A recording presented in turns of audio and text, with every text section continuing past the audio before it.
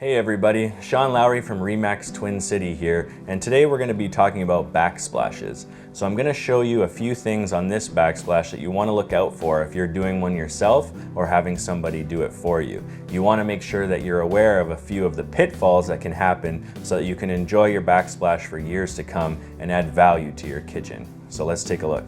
The first thing people are going to notice is the edging and where your backsplash starts or finishes. You can see on this backsplash here that the edging is jagged and the cuts are rough. You could actually even cut your hand on this one here. And it doesn't line up with either the counter line or the cupboard line or anything in between. So you want to make sure that you pick a nice spot and have a nice clean edge to start with. The next thing here is the caulking. The caulking is functional, but as you can see here, it stands out way too much being bright white and is very unsightly. So you want to have a clear caulking and make sure that it's done smoothly so that you can enjoy your backsplash daily. The next thing on this side of the backsplash is to look at the pattern. It's a pretty standard pattern for the tile, and it's done on an angle or a 45. That's great and that can look very nice, but what happens is if you don't follow the pattern and have that continuity, as you can see here, it stands out a little bit too much and it doesn't flow as nicely. So you want to watch out that you're sticking with the proper pattern and keeping it all the way through. The last thing we're going to look at are sockets. These are common areas for problems. You can see here that the tile was cut too high and the socket cover plate doesn't quite cover it. Very unsightly.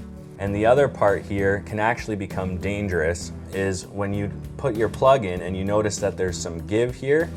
What's happened is the tile hasn't caught the edge of the socket in the back. And when we go over to the next place and look at the brand new backsplash, I'm going to show you what's causing that and what you can do to fix that. So thanks again for watching the video. We're going to head over to the new place and take a look at how we can do this so it's done properly and looks great in your kitchen.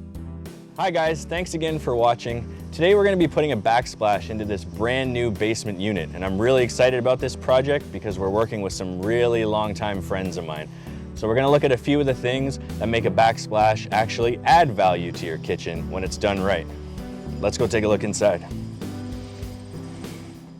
So Sean's already got us started here, and today we're working with this really nice glass mosaic tile.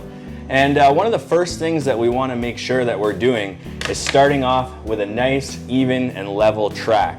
This track is a really good way to make sure you have a clean edge on the side and that you're starting in the right position. Some of the other ones that we'll see that we took a look at earlier in the other backsplash didn't start off so straight, and this is one of the first points of view for anybody in your kitchen that they're going to see. So you want to make sure that it's done level. One of the issues you might run into after your backsplash is done that you might notice is if you go to put your plug in and you notice that there's some push and some pull on the actual socket. So that it can be fairly common if things aren't done right.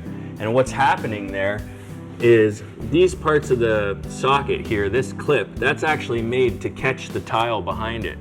So if the backsplash is installed and the tile isn't in a position where that piece of the plate can catch it, that's what will give you that back and forth. Definitely not something that you want when you have live wires back there rubbing against each other. So if you notice that the socket is pushing in and out, they haven't caught the edge with that clip. So one of the most important parts about putting in a backsplash is matching the tile pattern. This one here has a particularly unique type of pattern, so you really need to pay attention to how you're putting the pieces in. Otherwise you can cost yourself a lot of time in trying to figure it out. And one of the other things too, even with more basic ones, even just standard square style, you want to make sure that whoever's putting your backsplash in isn't putting them in a different direction. Maybe some are on a 45 and then a piece is straight. You'll notice in the backsplash that we took a look at before, that one section up in the corner that we talked about, you want to avoid that because continuity is one thing that really makes them look great. So now we've taken a look at some of the things not to do when putting a backsplash in and some of the things that can make sure it's done properly and you can enjoy it for years to come. I hope you found some value in this video, whether you're hiring a contractor to do it or taking a crack at doing it yourself. So I'll follow up with some pictures of the final product from the basement unit and I'll post them to my Facebook page soon. Thank you very much for watching.